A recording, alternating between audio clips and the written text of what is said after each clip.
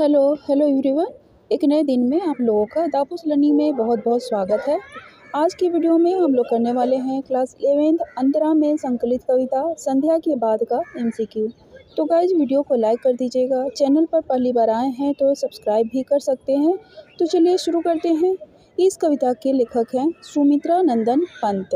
पहला प्रश्न है, सूर्य संध्या रूपी अपने लाली रूपी पंखों को समेटकर पेड़ों की फुनगी पर कौन जा बैठा है।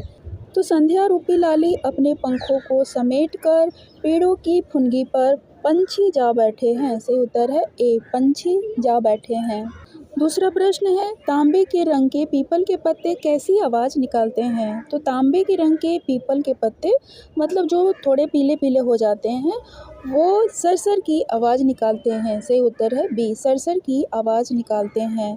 तीसरा प्रश्न है, हांगा का विशाल जल क्षेत्र मंद शांत बड़े और चितकबरे के केचुल सा कैसा लग रहा है। तो वो सांप सा लग रहा है। केचुल कौन निकालता है, तो सांप निकालता है। तो जो हांगा का विशाल जल क्षेत्र है वह सांप सा लग रहा है। सही उत्तर है ए, सांप सा लग रहा है। चौथा प्रश्न है, सायंकाल के समय गंगा के तट पर बालू कैसी लग रही है। तो बालू धूप छाही सी लग रही है। सही उत्तर है बी, धूप छाही सी लग रही है। पांचवा प्रश्न है, संध्या के समय प्रकृति में क्या परिवर्तन नहीं होते हैं। तो सूर्य धरती में धंसता है, सूर्य की लालिमा पेड़ों के शिखर पर होती है, आसमान से तथा गंगा तट से सूर्य ओझल होता है, सूर्य उगता है। तो संध्या के समय सूर्य तो उगता नहीं है ना। तो सही उत्तर है सी, आसमान से तथा गंगा तट से सूर्य ओझल होता है। ये होता है शाम के समय प्रकृति में परिवर्तन।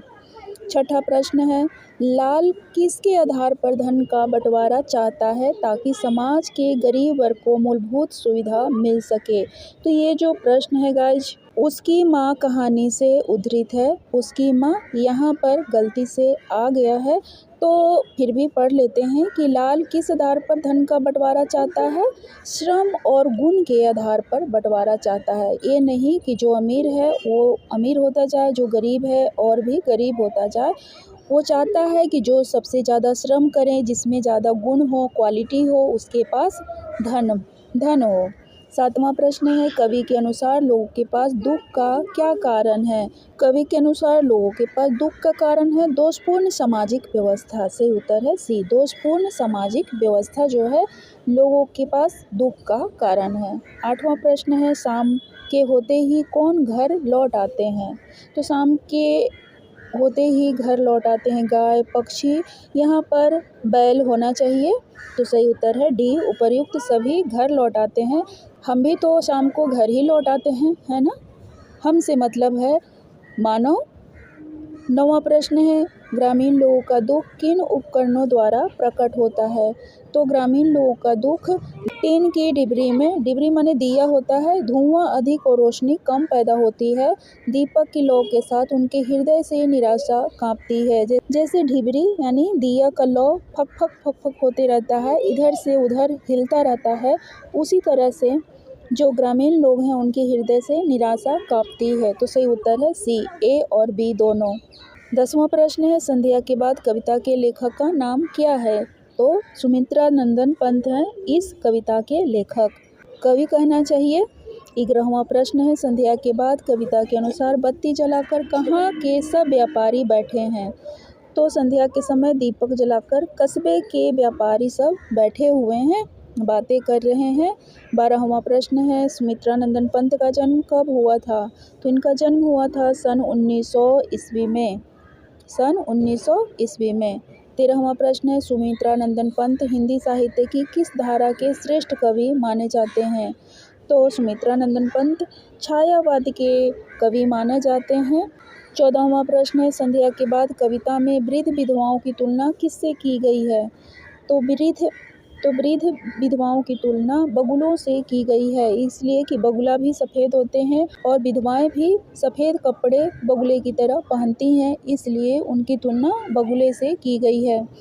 15वां प्रश्न है, पंत को किस कृति पर भारतीय ज्ञानपीठ पुरस्कार प्रदान किया गया।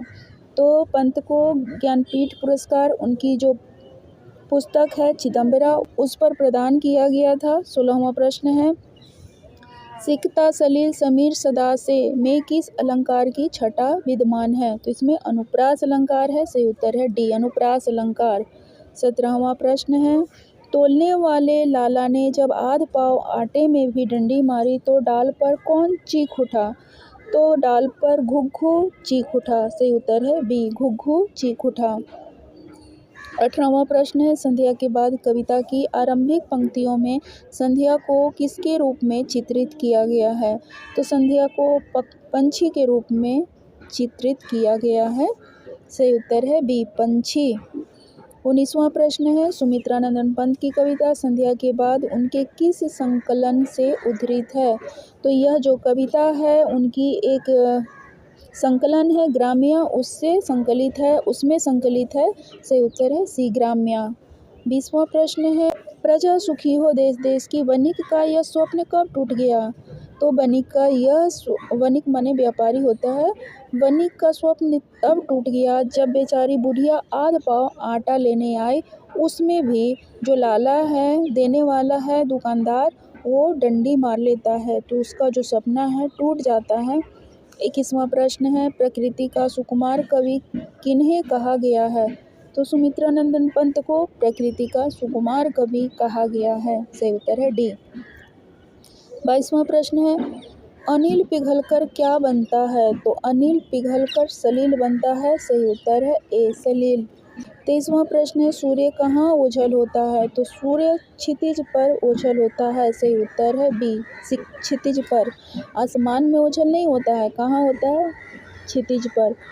जहाँ धरती और आसमान मिलते हुए प्रतीत होते हैं वहाँ पर सूर्य जो है ढलता है, ओझल होता है। 24वां प्रश्न है, शंख और घंटे कहाँ बज रहे हैं? तो मंदिर में बजते हैं शंख और घंटे, और कहाँ बजेंगे? 25वां प्रश्न है, व्यापारी कहाँ से घर की ओर लौट रहे हैं? तो व्यापारी बाजार से घर की ओर लौट रहे हैं। सही उत्तर है सी। 26वां प्रश्न है, व्यापारी घर जाने के लिए किसका साथ ले रहे हैं? तो व्यापारी घर जाने के लिए ऊँट, घोड़े, नाव सबका साथ ले रहे हैं। उपर्युक्त डी। सही उत्तर है डी। 27वां प्रश्न है, व्यापारी खाली बोरों पर बैठकर क्या पी रहे हैं? तो हुक्का पी रहे हैं व्यापारी। 28वां प्रश्न है, रात के समय में कौन भौंकता है? तो रात के समय में कुत्ता भौंकता है और सियार भौंकता है। सही उत्तर है सी, ए और बी दोनों सही है। 29वां प्रश्न है, माली की मड़ई से क्या उठ रहा है? तो माली की मड़ई से धुआं उठ रहा है। सही उत्तर है ए, धुआं उठ रहा है। 30वां प्रश्न है, समस्त दुखों की जननी किसे माना गया है? तो समस्त दुखों की जननी दरिद्रता को माना गया है। जो दरिद्र हैं सभी दुख उन्हें ही सताते हैं। तो सही उत्तर है ए, दरिद्रता को समस्त दुखों की जननी माना गया है, गरीबी को। तो गाइज यह था संध्या के बाद कविता का MCQ। होप कि वीडियो आपको ज़रूर पसंद आया होगा। तो कमेंट्स करके बताइएगा कि वीडियो आपको कैसा लगा। तो चलिए मिलते हैं किसी नए वीडियो में। Thank you for watching.